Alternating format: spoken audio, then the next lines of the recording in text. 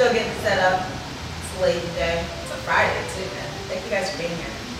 Whomever is currently here. Yeah, that smells good. It does smell really good. It smells really good. If you guys are wondering what we're talking about that smells well, we have wings over here chopping it up in the corner. We'll turn the camera soon. White Owl wings. White Owl wings. White Owl wings. Which we'll be having here at Dakota House on a red shortly. But right now it smells divine. Happy Friday.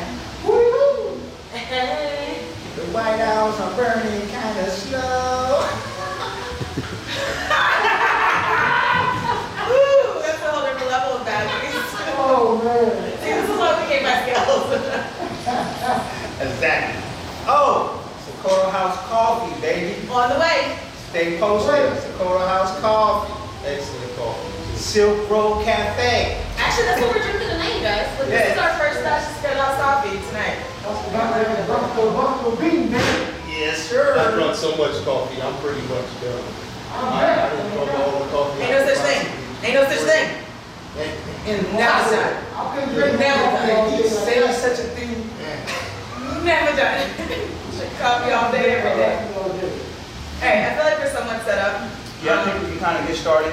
I was trying to share it to my page, but I still can't get it to pull up on Dakota House Live. So. But I think because you also coming off of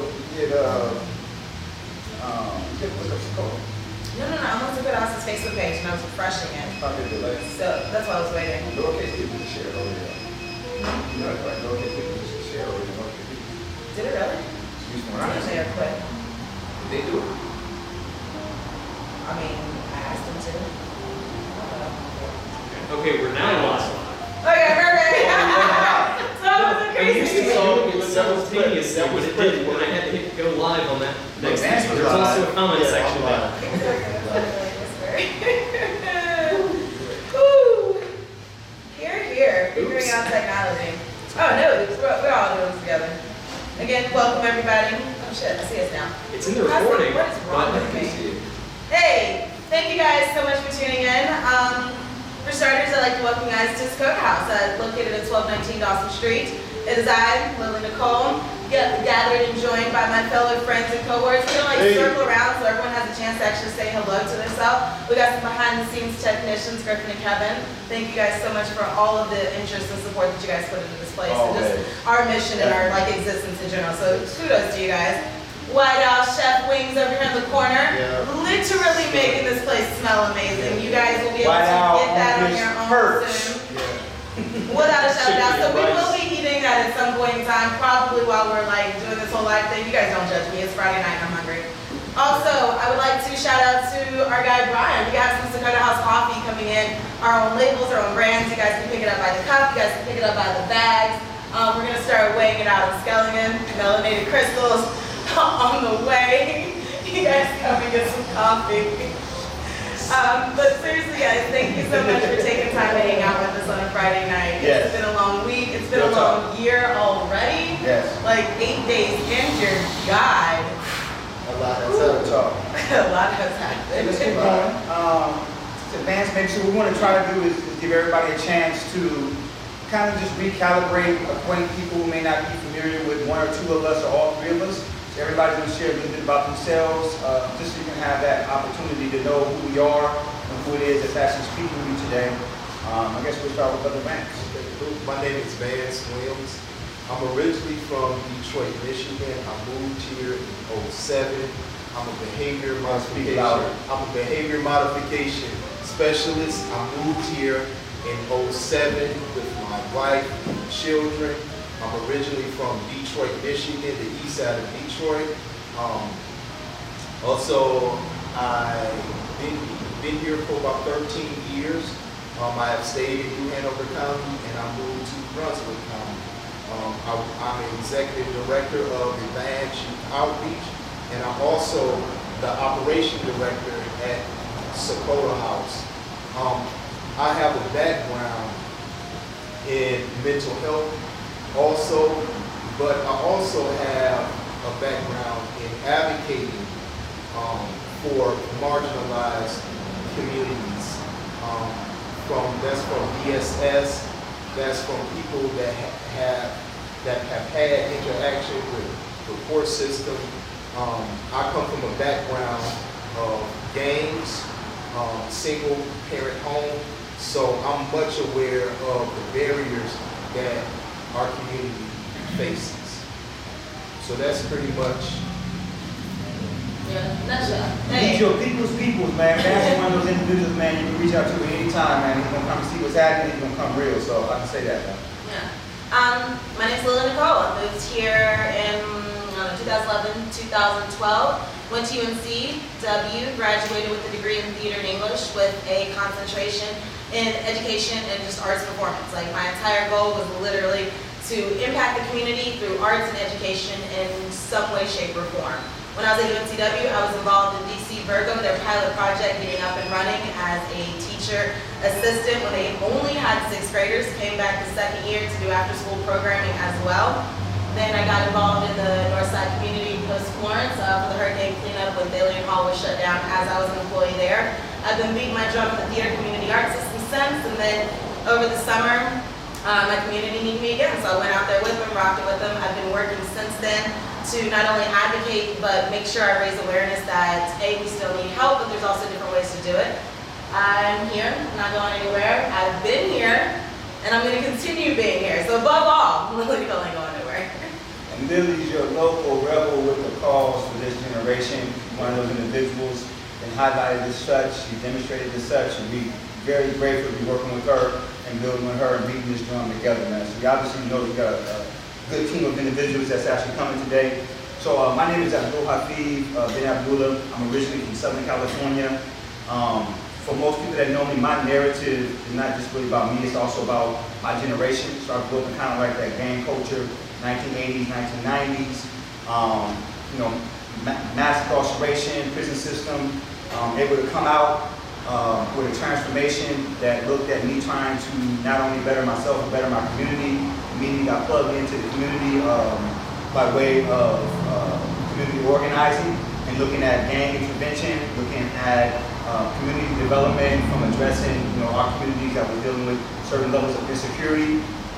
In the process of that, I stumbled upon some work within the public health sector, working with the CDC, Center for Disease Control and Prevention, around violence prevention within Portland, Oregon, Multnomah County, and was able to have a successful run at that. Came out here to Wilmington about 4 or 5 years ago.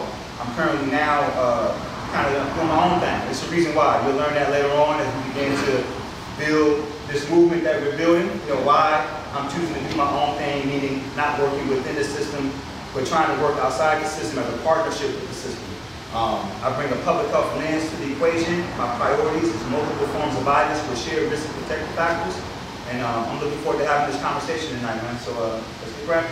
And this is going to be the first of many conversations. You're going to have different opportunities to find out more about us in different capacities. This is just a general overview. Literally, reintroducing ourselves and whatever you may or may not know about us.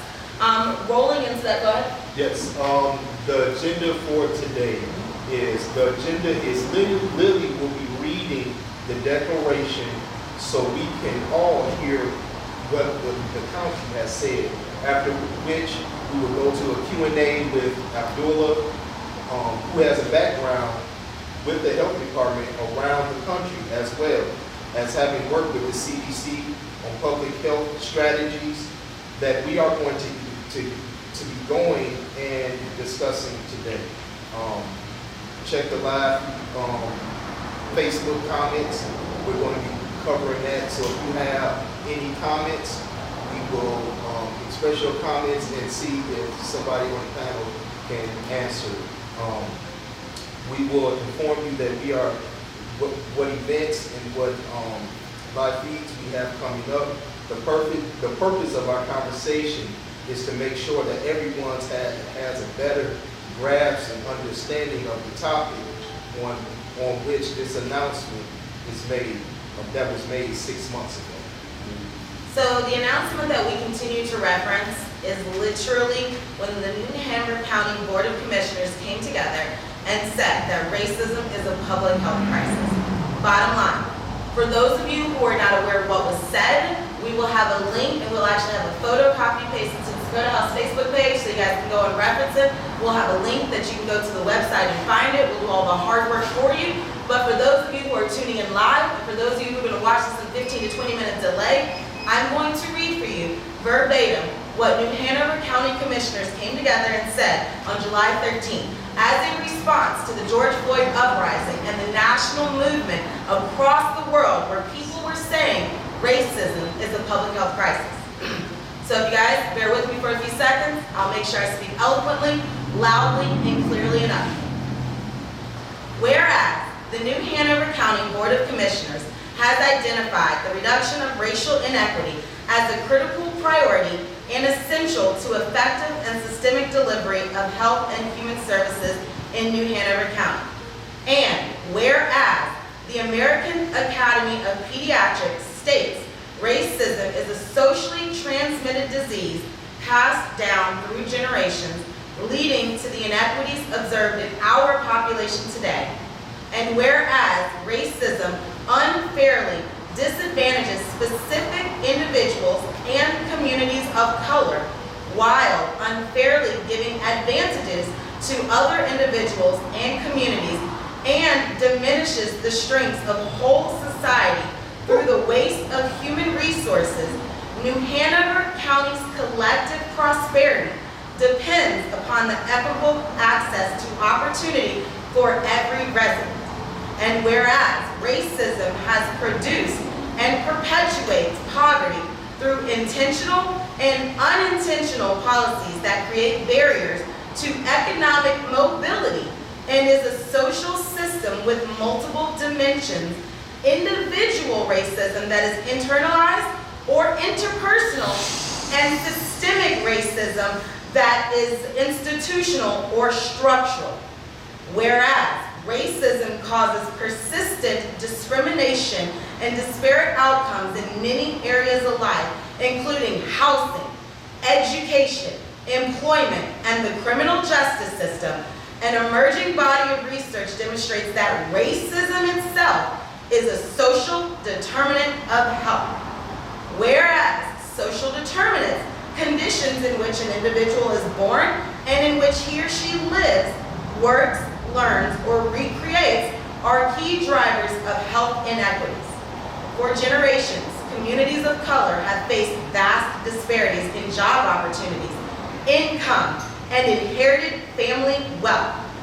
They are less likely to have housing security, access to health insurance, quality schools, healthy food, and green spaces, all of which can determine physical and mental well-being. Whereas it is well documented that racism itself has an adverse impact on health.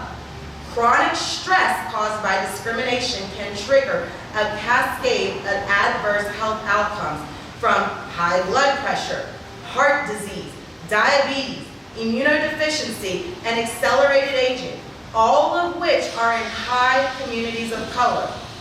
Whereas in New Hanover County, the greatest disparity in birth weight is among minority newborns.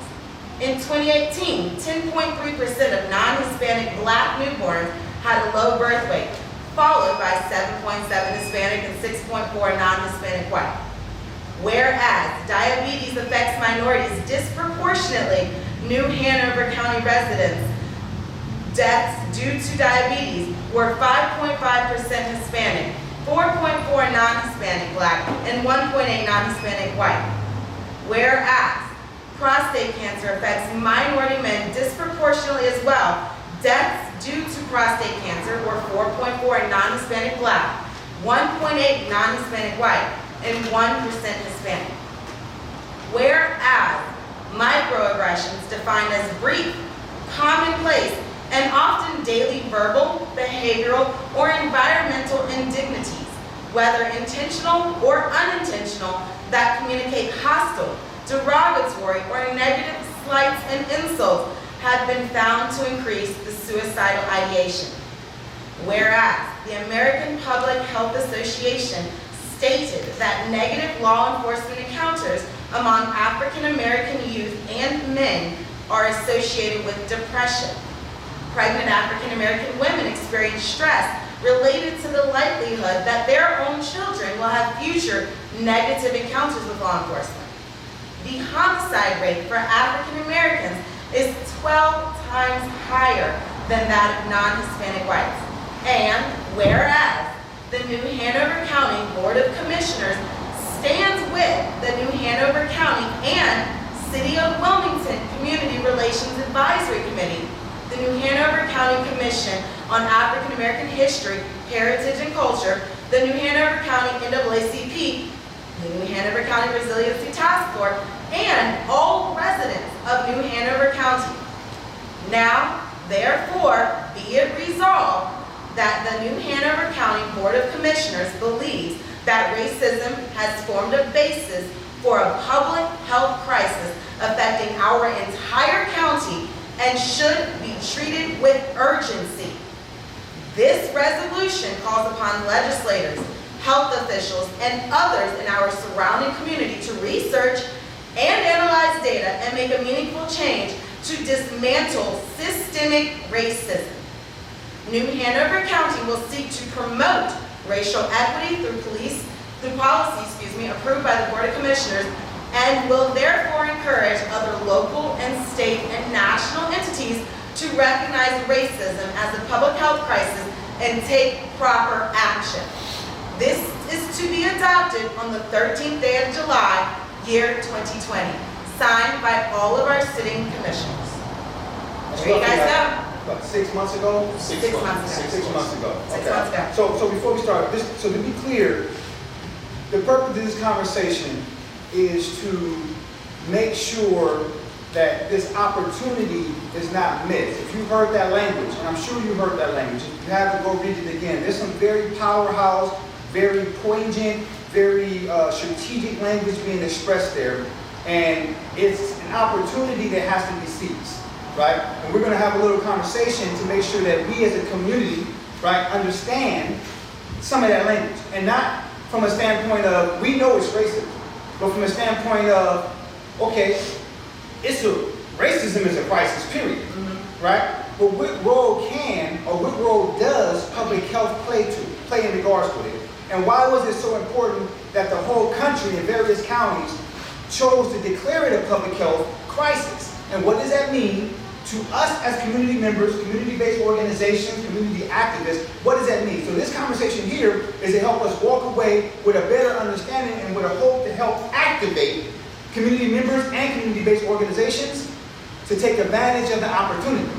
Because what's clear is this: since that statement, have y'all heard of any platforms, any gatherings, any meetings, any official statements? No. Regarding this urgent, There's been crickets. and regarding this urgent matter, this crisis. So this is where we're coming from, and this is what we want to move with.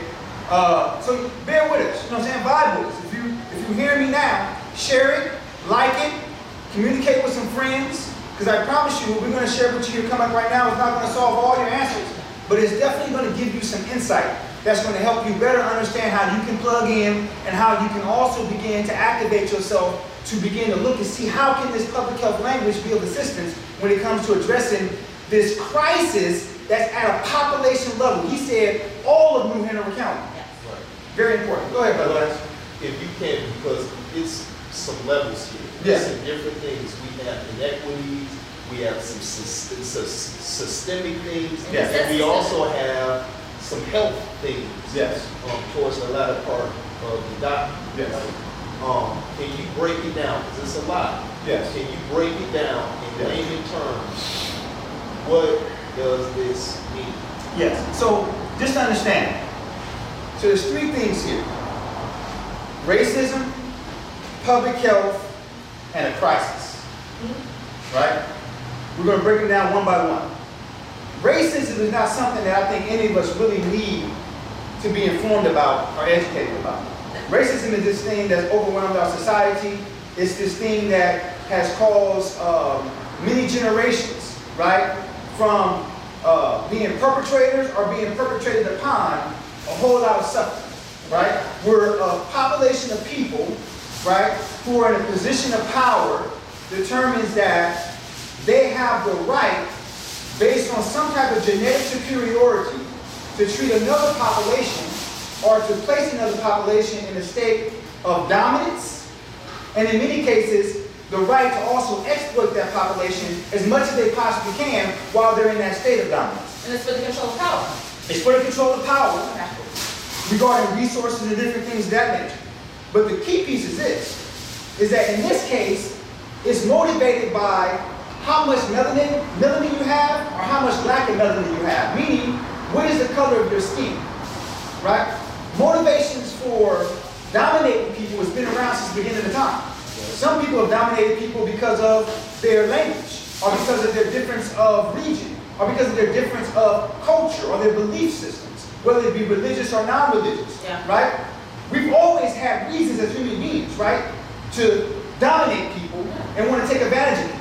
The Christian Crusades, they dominate for religion. Christian Crusades, you can also mention something as simple as domestic violence, right? A man finds a reason, or someone in the home finds a reason that gives them justification to want to dominate and take advantage of another human being. It's a natural, unfortunate instinct within a human being. Right. I'm not going to say natural, it's a potential propensity that human beings have. So at some point, race became the reason, right? Racism itself is this concept that someone has enough power to be able to actually hurt you or harm you based on their sense of superiority over you as it relates to the color of your skin. And in America, and in this modern age, racism is associated synonymously with white supremacy. I'm one of those individuals that understand or choose to understand that the ideal of race bias can exist in any human being. But can't any human being exercise a leverage of power based on that bias? In this world today, Europeans have that power. Right? In America, Anglo-Saxons and other Europeans of white backgrounds have that power. So their racism becomes a different type of racism. And it's systemic. It's primarily sustained by two things: the systems and the institutions in which govern this society, and then the overarching ideologies, the overarching norms that also govern this society. Those two things make racism what it is. So this is what they're talking about, right? This thing, right, that's based in, I am superior to you, so because I am superior to you, I have the right to put my boot on your neck and to extract from you anything and everything that I want. And you're responsible for remaining domesticated and remaining in a subordinate state. That's racism. And they're saying that has caused havoc inside of our society. And they showed their proof. And according to the document, they said it's called havoc for years upon years upon years. Like it's something that's been there. It's just the beginning. They went up in here, we came up in here and we ravaged the indigenous people, right? You know what I'm saying? So it's deeply rooted, right? But the point is that, so they acknowledge what racism is, which is cool. Like that's awesome. Right? That's awesome. But then they highlighted something. Keep in mind, racism has already been acknowledged from multiple different intellectual understandings or disciplines. And it's been understood by communities that racism is a problem. But why is it significant that racism is a problem for public health? Yes. Right? Because that's the language. That's the language, right? Racism is a public health crisis. So let's talk about public health. When you're thinking about public health, you're thinking about the comprehensive well-being, right? Which is rooted in the quality of life, right? How well am I living? What resources do I have available to me? Right? Which determines the longevity of a particular people's life. How long am I living? So how well am I living determines how long I live. Right? And what they're saying is that if there's something, Ebola, right? Something like the pandemic, right? COVID-19, right? Something like people driving their cars without seatbelts. And when they have car wrecks, they happen to jerk. Or there's a tendency or propensity that children are killed because children are lighter and they fly through windows, right? Or they bounce their head against the back of a car. So you have to come up with a campaign to address this phenomenon that large populations of infants and children are dying because there's no way to protect them when you have these small vehicular accidents. So public health gets involved. Or as our sister Lily just mentioned, right? Something as simple as cigarettes. All of a sudden, cigarettes is legal, cigarettes is okay, but all of a sudden, research began to show that cigarettes being smoked within certain populations is causing a high level, right, of not only decreased quality of life, but people are dying soon. So public health gets involved. When public health gets involved, it gets involved because it's having a population level impact.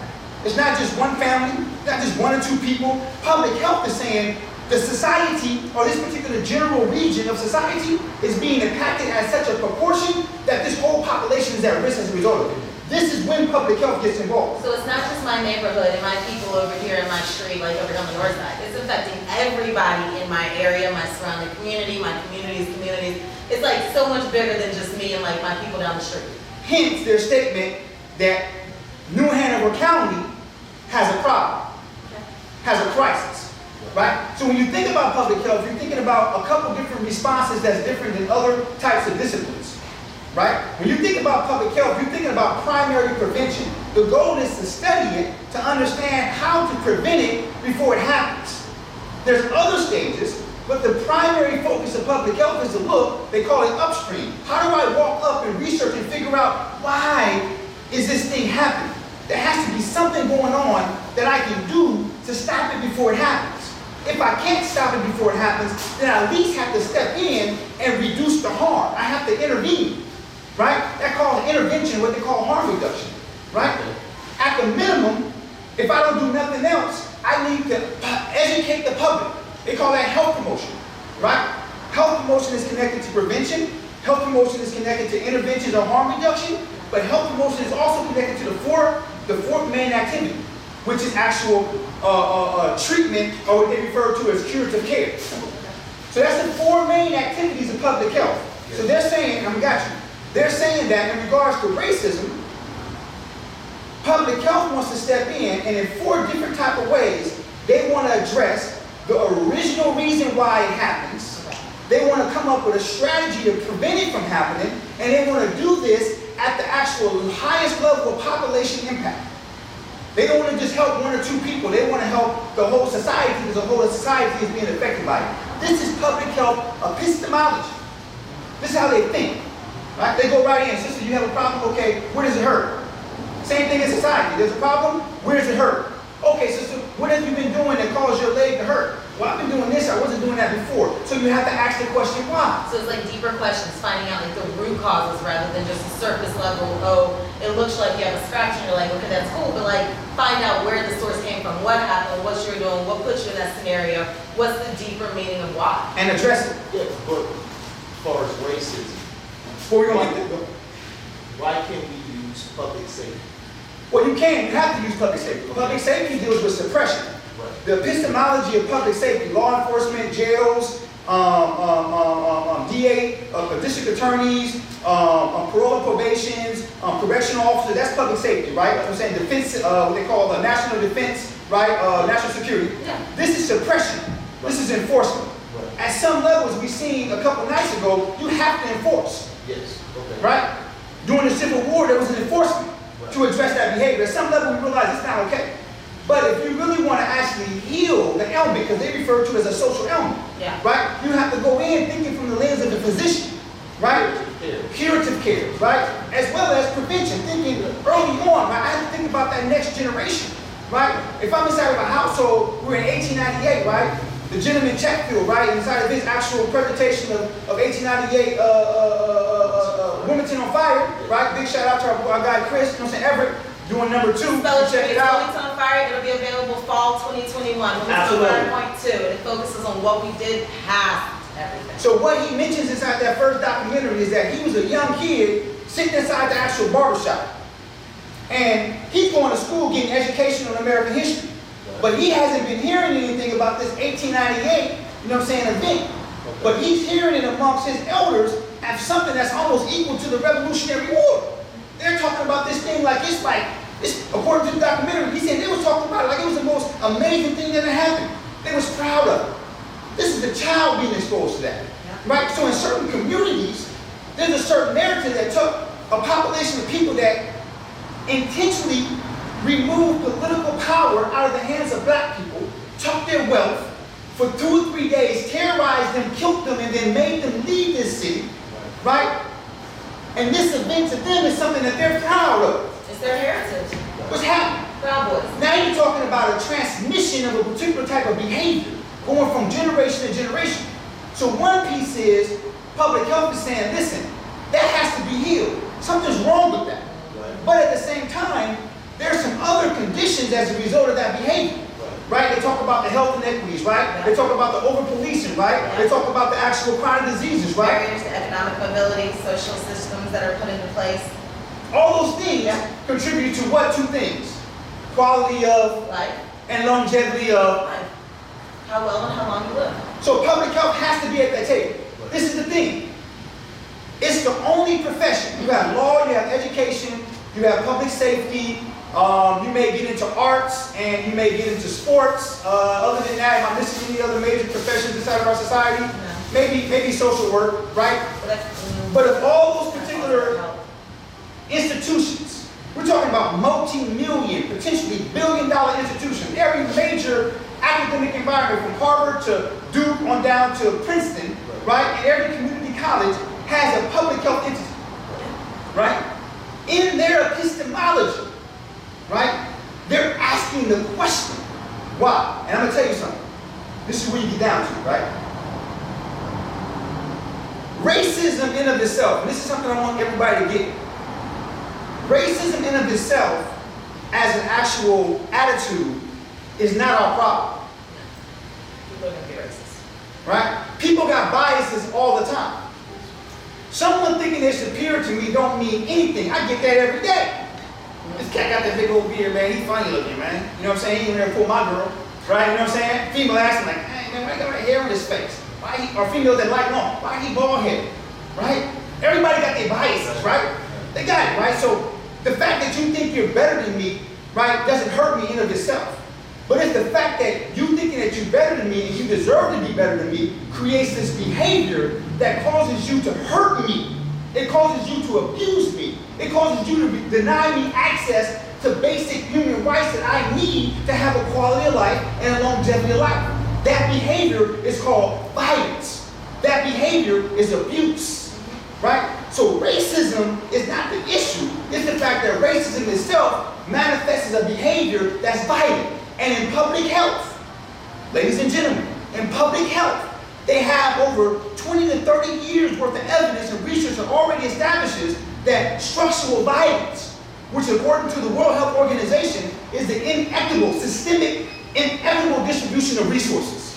When you see a pattern where systems are denying certain populations access to the basic resources they need to thrive, and as a result of that, those resources go to other populations that thrive. So you begin to see a decrease in life, a decrease in longevity of life, and a decrease in quality of life, and this population begins to actually suffer severely to the point to where you can physically see them deteriorating as a people.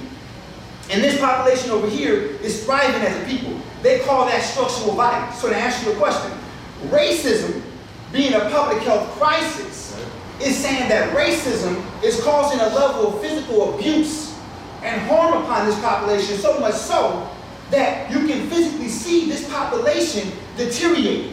You can see the health and wellness of this population deteriorate. You can see from generation to generation, there's certain behaviors that's manifesting in this population as a result of what they're experiencing, that's inhibiting and almost retarding, retardation, I hate to use that term, but what I want to say, causing a paralysis, right? Stagnation, suffocation, right? And they're saying that we have to address it. But this is the piece, and this is what we're going to bring to the table, right? We're not going to talk a whole lot about racism, right? I'm really interested in what racism translates to as an action, which is violence. Well, since you brought that up, I'm going to go to the second question. So in a particular quote from the document that we just read, there's a lot of references and there's a lot of discussions that sprout out, not just like us, the tip of the document here, but in our past conversations and conversations we've had with other individuals. So I'm going to reread this one section, and once I'm done, can you elaborate, go in, break it down? Why does this specific section not only cause so much discussion, but why does it matter in understanding? You started hinting at it just now, but let's go into a little bit more detail. The specific section we're going to focus on is, whereas the American Academy of Pediatrics states racism is a socially transmitted disease passed down through generations, leading to the inequities observed in our population today.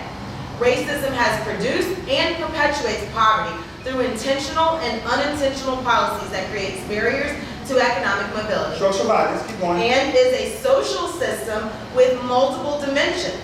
Individual racism that is internalized or interpersonal, and, states it, systemic racism Yep. that is institutional or structural. So like you said, this, in my mind, is the introduction to what the hell structural racism is, structural violence is.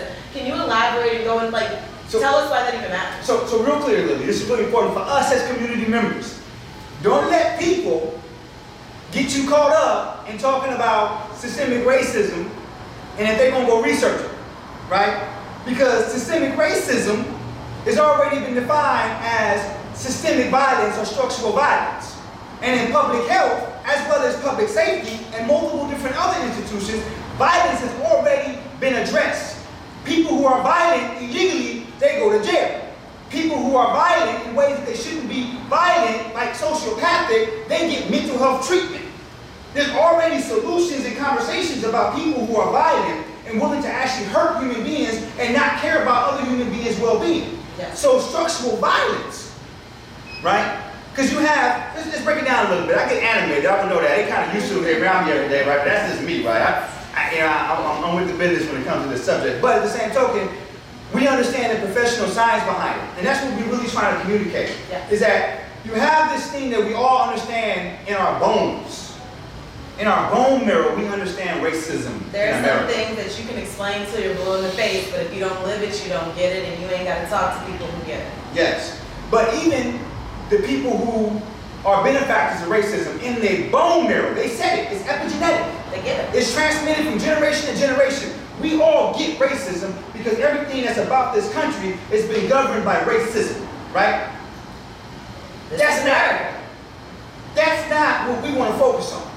Because when you discuss racism, Google it. It's not illegal to be racist. No. It's not illegal to be racist. I cannot go to jail for telling somebody else that I think I'm superior to them because of the color of my skin. No. People do it every day. But it is illegal to act on my belief that I'm superior to you and take something away from you that's your right. Or cause That's harm. illegal. That's illegal. And that's called violence. Right? So in the conversation that they're talking about, specifically in that statement, I want to just answer that question by explaining what has already been determined within public health science that's relevant to our community. Again, this message is for two populations.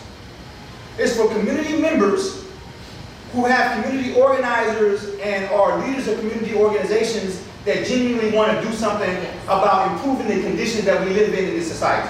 The other people out there fighting and advocating for the community, in the community, trying to help the community. We're talking to you guys. Absolutely. As well as it's a conversation for the professionals who many are at the table and understand exactly what it is I'm saying. But because of fear of losing a job, or because of fear of not being successful at their job, right? And those are our allies, our elected officials, people who are in a position, like you said, with the title of a professional state, who want to help, but for whatever reason, they're silenced. We're talking to you guys as well. As well. The goal is, and I'm going to literally use this word, because it's about to happen here in New Hanover County. That's just what it is, right? We're not asking nobody's permission. We brought our energies together. We brought our resources together. We've been working on this since about October. Like, we're not asking, we're telling you and presenting to you things. There's been efforts to make connections. There's been efforts to rebuild relationships. There's been efforts to try to assemble a team of individuals that we can grab a hold of this language and we can grab a hold of these strategies from a community lens in partnership with systems to be able to make a legitimate change for the benefit of the next generation. And we're working with the next generation. We're working with the babies to educate them and activate them as well too. But understand me what it is we activate them towards. Right? The populations I mentioned, the goal is to arm you with language that's already been established within this system. We're not talking about something outside the system. We're talking about public health language. Nationally recognized, actually internationally recognized, because most of this is even supported more progressively with World Health Organization, you know what I'm saying, credentials. Yeah. This notion of structural violence and multiple forms of violence, one also being racially motivated violence. Racially Right? motivated structural violence. So that's a new language, right?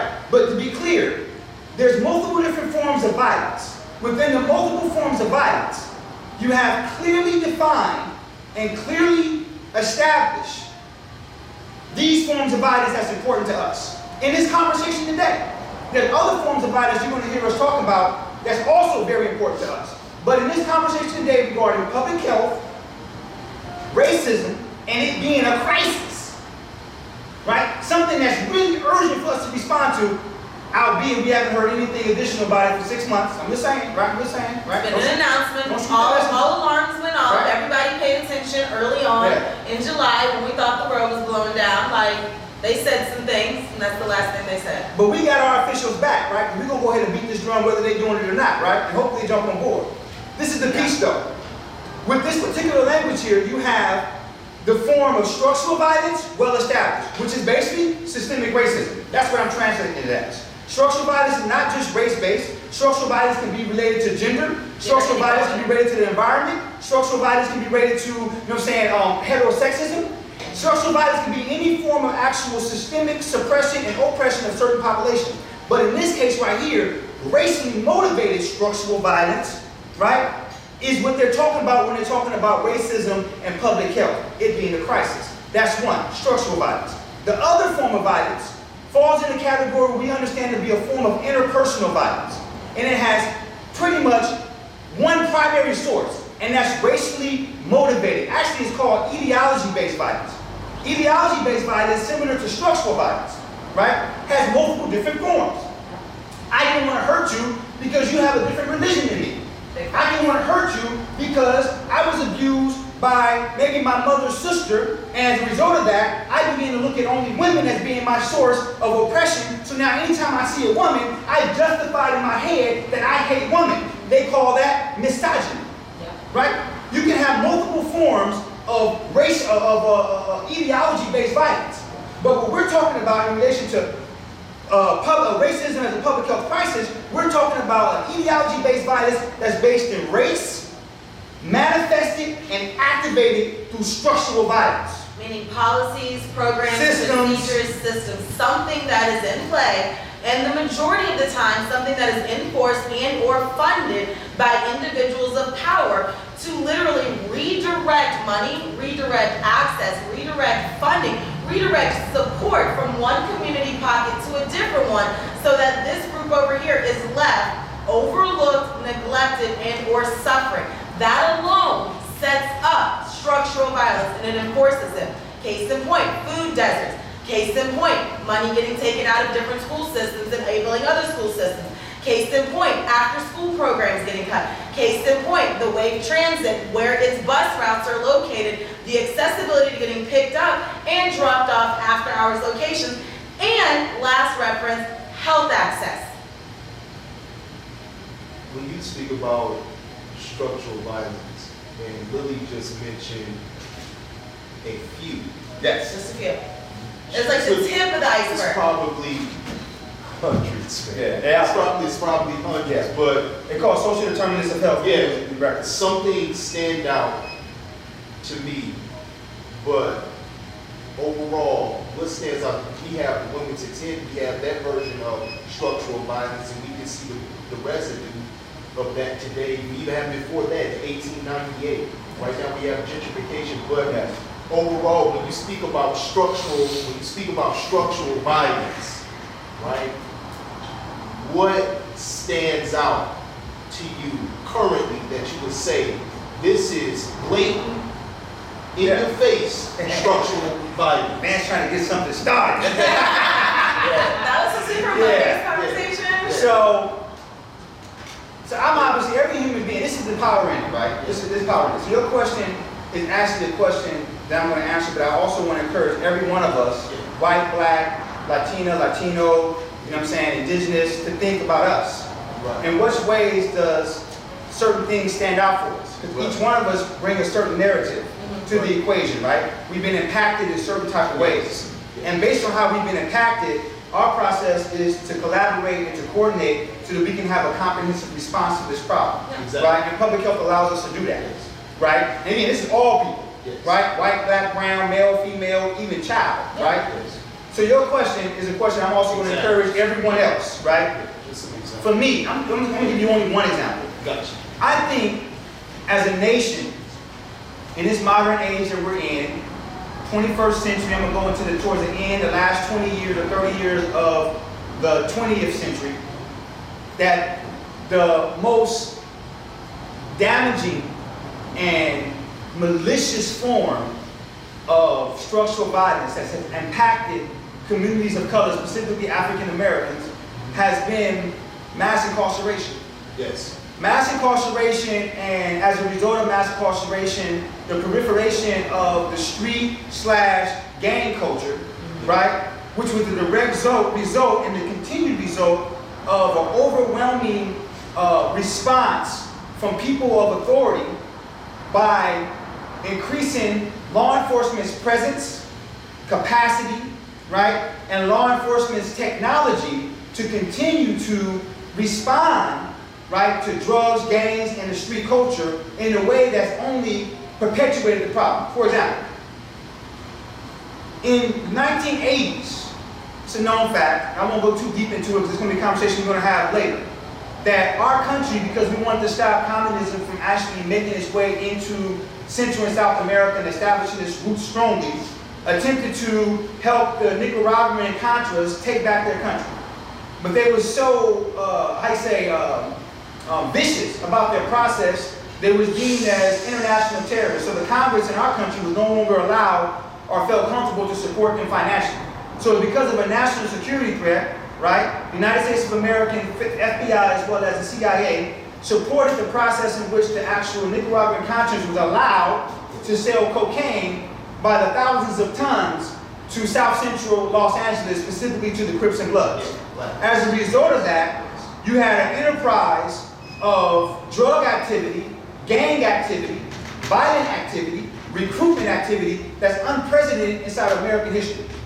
And as a result of that violent activity, gang activity, right, and this economic enterprise that swept all across America, right, you have the breakdown of the family within African Americans in two ways. In one way, that cocaine took hard-working, regular blue-collar working people and gave them access to a drug that completely devastated their actual life, while at the same token making them vulnerable in the presence of the people who had the drugs in their hand, which was mostly youth.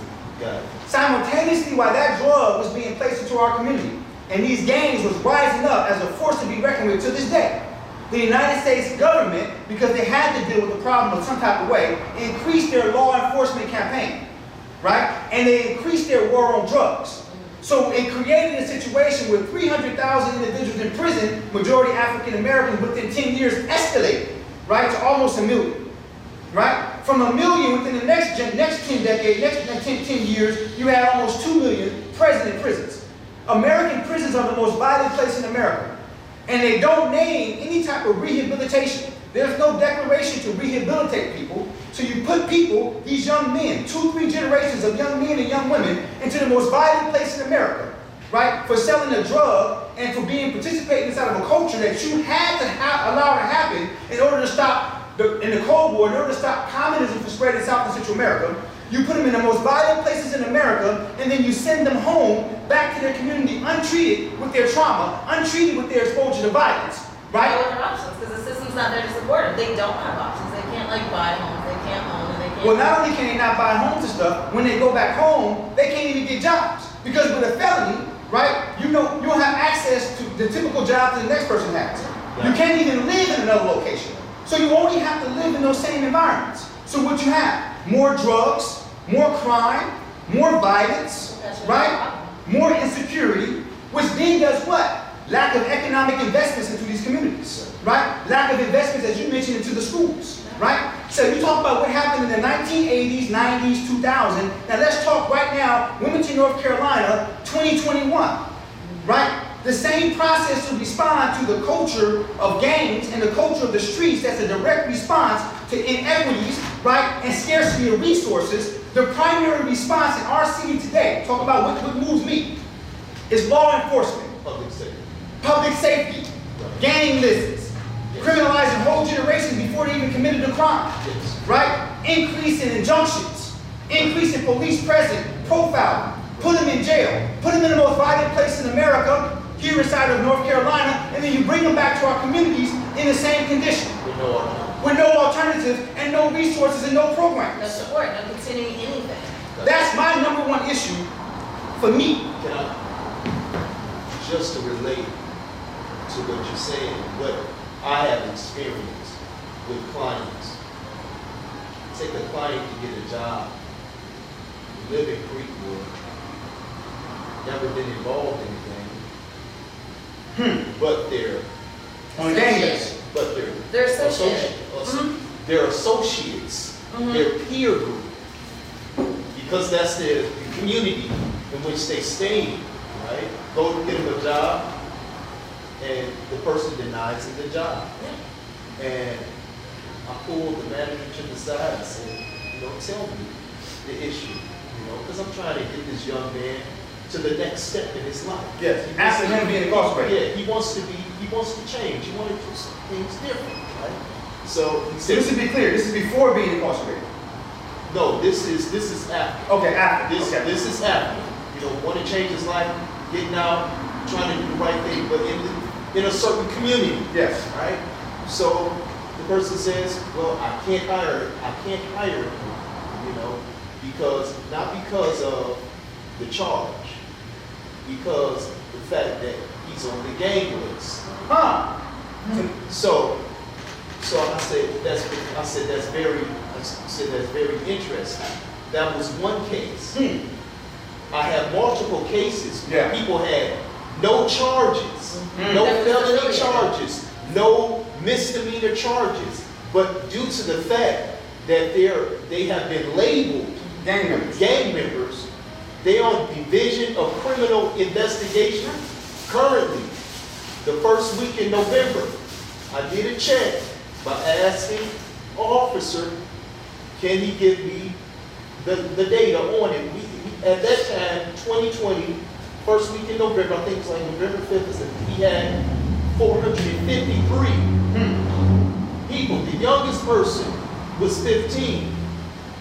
The majority of the people that's on the gang list don't have a criminal record. Say that again. The youngest person on that gang list is 15, and the oldest majority one is is 68. okay, but the majority of the people on the list. Say that part again. The majority of the people on the list did not have a criminal charge, and I thought that was criminal. Real. I thought that was real. That's criminal. Different. Exactly. But this is what I'm talking about. Yeah.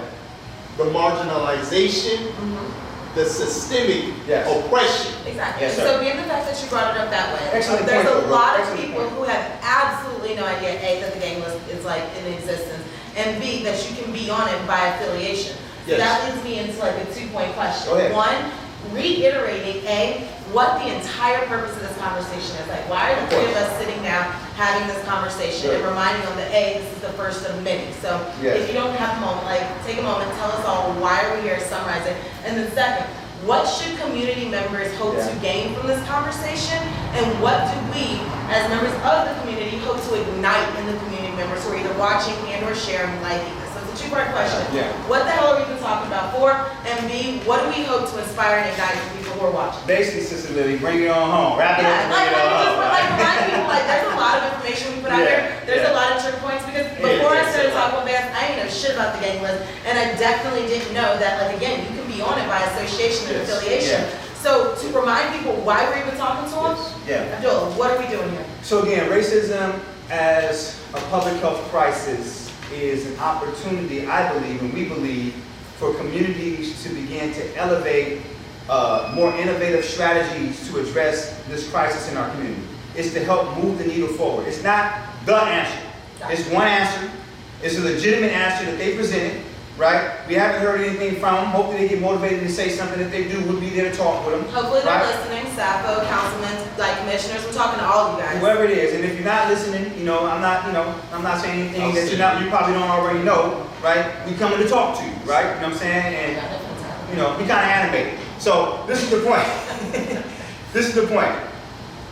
Racism is a public health crisis. We know this. Racism, period, is a crisis. What we're saying is that for our community members and community-based organizations, right? We have a handle, we have some degree of competency when it comes to the science of public health. And not only do we have that competency when it comes to public health, we have that competency by way of personal experience as well as research when it comes to actual public health and violence. And we're telling you that racism is only an issue because racism itself is violent. It's personally violent, right? And it's systemically violent. And it's important that community members, amongst the different other strategies that we have, we begin to educate ourselves around the science of public health. And we begin to use it and wield it, right? As a well-trained, as Shehan over here, Whiteout teaches us, right? You know what I'm saying? Samurai, right? We need to use it in order to improve the conditions of our society.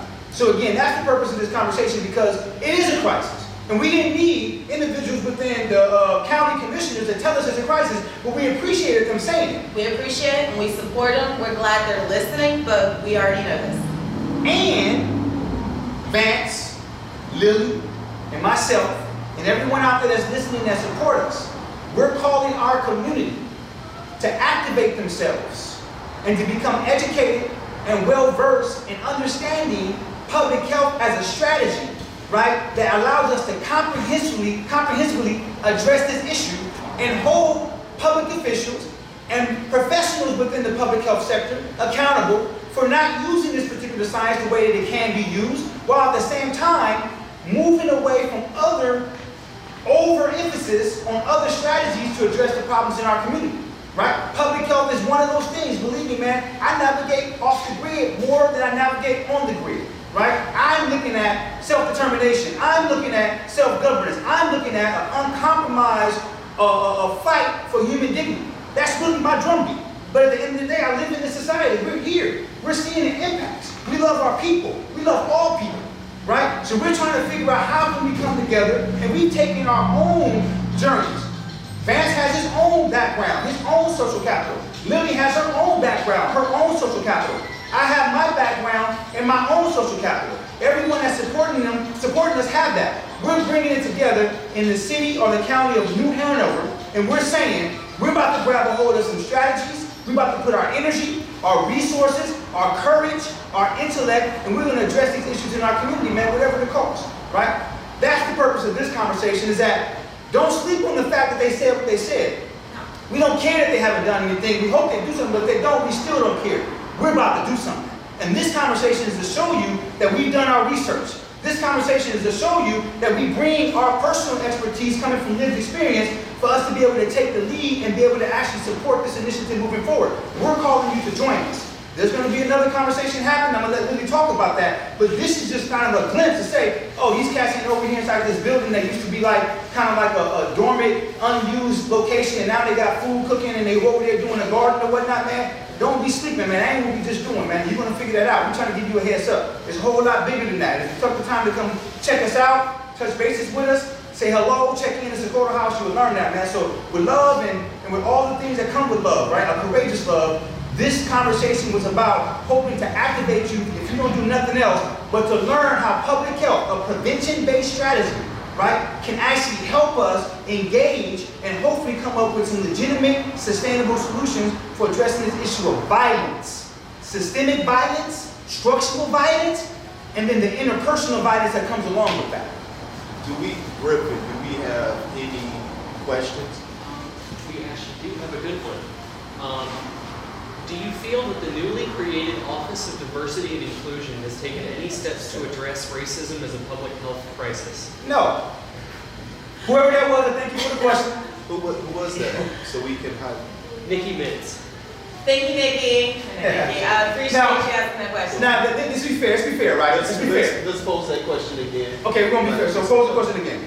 So the question that was asked is regarding the newly created position of racial equity, et cetera, et cetera. And the concept is, do we feel as though that's actually a step forward in the right direction? I'm going to let Abdul answer. So that's two questions, right? The question was, is it a step forward? I think the question specifically was, have they done anything? In fairness, they just got the position, right? In fairness, right? When you talk about racial inequities, there's a whole lot of things that can be done. To be honest with you, before they declared what they declared, there was already steps and efforts being made in our community and across the country to address racial inequities. What we're talking about now is that the whole country went up in flames after they showed an officer putting their knee on the neck of an individual and killing him cold blood in front of everybody. On live TV for On just live under TV. 9 minutes. As a result of that the country going up in flames and a certain level of rebellion being clear that we're fed up, we can't accept this, right? And I'm saying this, and I wasn't one of the ones that did that. That wasn't my approach. Everyone knows my whole get down is, I'm going to beat the drum before that moment, I'm going to beat the drum during that moment, and I'm going to keep beating the drum after that moment. But in fairness, people got super just outraged. Like Lily's a product of that, right? You know what I'm saying? She completely wigged out, right? Her and her other peers. But then she came out of that, committed to the cause to continue fighting. And there's a lot of people around the country that did, right? We have Brother Kevin and yourself, Griffith, right? You know what I'm saying? Activated and still engaged, right? This is the point. There was a lot of things going on then. I'm sure there's a lot of things going on now. So is the Sister Thomas, right? Is her name? Yes. Linda Thomas. I'm certain that she's doing something to answer your question. We spoke during Cucalores, during the Cucalores Connect. We had the opportunity for her and I to, we were sparred against each other, so we did have the opportunity to talk with each other. So I'm certain she's doing something, is to answer your question. But when you talk about, and this is for every public official, this is for every executive officer inside the city, I don't care what position you hold, when you get a document like came out by your public officials stating that something that is causing severe damage upon a whole population of people is impacting your whole county, and they declare it as an actual crisis and requires an urgent response, I'm going to say this, and I'm going to say this 100. There's nobody in this city responding to it. No.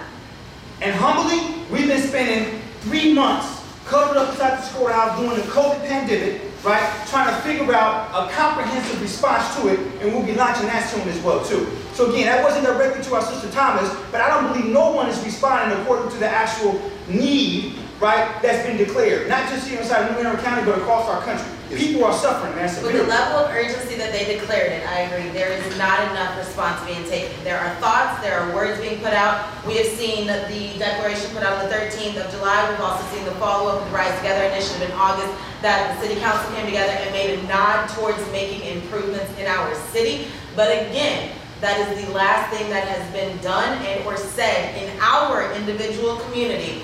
So my response, there hasn't been enough done. Yeah. The position created was just the beginning. And I'm gonna say, like I've been saying all summer, you still ain't done shit. Yeah, and then one more thought on that is say this. So,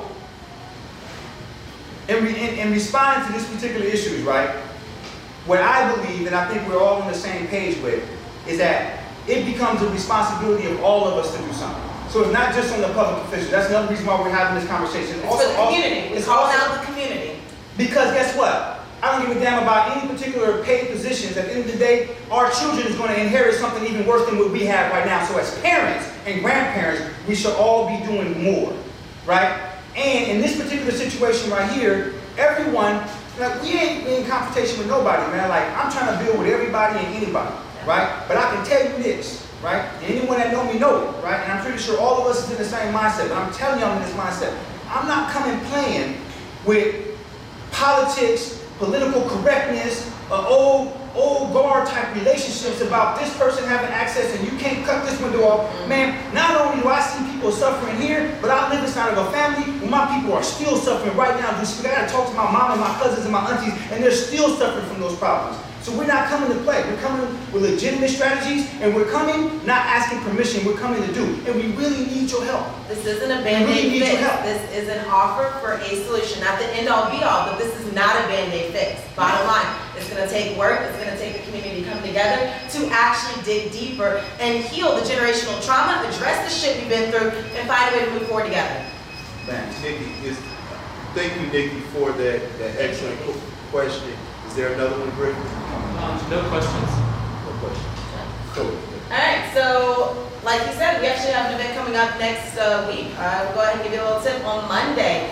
Thank you guys all for tuning in on Friday. I appreciate it. Take this weekend, mull it over, keep it with your family. But on Monday, tune in again. We'll be live from Dakota House, but we are going to give you an in-depth rollout of our strategy that we've been working on for the past 3 months. Cape Fear's comprehensive strategy or violence prevention strategy. Again, drafted up here. Say it again for him. Say it again for him. Cape Fear's comprehensive violence. Community. Cape Fear Community Comprehensive Cape Violence. Fear's Comprehensive community violence prevention strategy. I promise you, every last one of those terms means something. It may be long, right? But the problem is long and comprehensive. So the response and the solution is going to be long and comprehensive. So we're going to say it again. K-FEAR, we're talking about the whole region. Comprehensive, and we're saying community. Because everything takes place in the community. The problems in the community, the healing's got to be in the community. The solution will be found in the community as well. But seeking to partner with and seeking to share capacity with all other entities, right? Whether it be government, private, business, right? But the community is going to activate itself utilizing public health science, right, to address multiple forms of violence and its shared risk and protective factors, the things that contributes to its vulnerability and the things that strengthens its vulnerability, and we're looking for all hands on deck. Monday, 6:30 is going to be live. That's going to be a quick glimpse. We have some other events coming on after that. February 1st is our next main event. Exactly. And I just want to say this last little thing as well, too, before we wrap, right? So, everyone you see inside this room, you got a chance to catch our sensei, Walimu, right? I'm saying Shihan. He's not just a gentleman that teaches cooked food. He's been in here stabilizing our energy with Qigong, keeping us secure with the sciences of martial science, right? You have Griffin and brother Kevin, father and son, supporting us with technology, but not just with technology, with a constant check-in and helping to support and advance what we're doing here. And asking questions. Like, they pop up all the time and asking real deep questions. Absolutely. I can name multiple other people. That's why I'm naming the people in the room. And I want to say this just because I think it's very important.